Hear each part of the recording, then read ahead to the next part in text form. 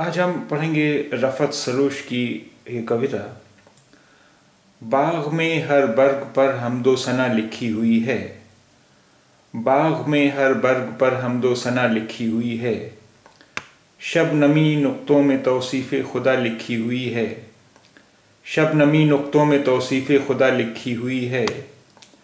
अब परिंदों से कहो छोड़ें वो अपने आशियाने, अब परिंदों से कहो छोड़ें वो अपने आशियाने। सुबह के मंज़र पे उड़ने की अदा लिखी हुई है, सुबह के मंज़र पे उड़ने की अदा लिखी हुई है। दश्त दरिया कोह सहरा घुलते मिलते रंग उफ़क़ के, दश्त दरिया कोह सहरा घुलते मिलते रंग उफ़क़ के। ज़िंदगी तेरी कहानी जा बजा लिखी हुई है, ज़िंदगी तेरी कहानी जा बजा लिखी हुई है। तुम जो करना हो करो दस्तूर कुदरत का न भूलो, तुम जो करना हो करो दस्तूर कुदरत का न भूलो।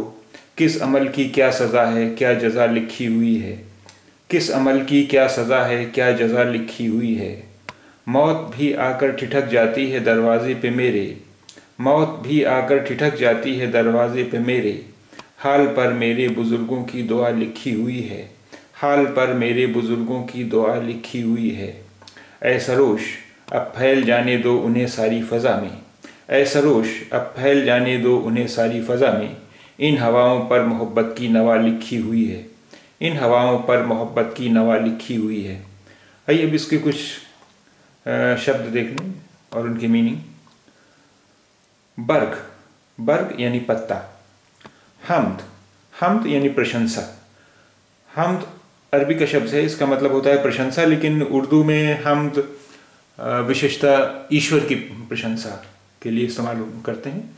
और उर्दू काव्य में हम्द वो कविता है जिसमें ईश्वर की प्रशंसा की गई हो। सना, सना यानी प्रशंसा। शबनम, शबनम यानी ओस, शबनम ओस। नुक्तों यानी बिंदुओं, नुक्तों यानी बिंदुओं। तौसीफ़, तौसीफ़ माने भी प्रशंसा है, तौसीफ़ प्रशंसा।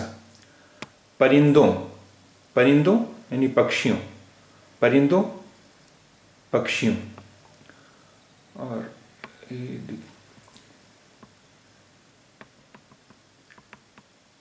आशियाने, आशियाने यानी घोंसले, आशियाने घोंसले। मंजर दृश्य, मंजर दृश्य। दश्त रेगिस्तान, दश्त रेगिस्तान।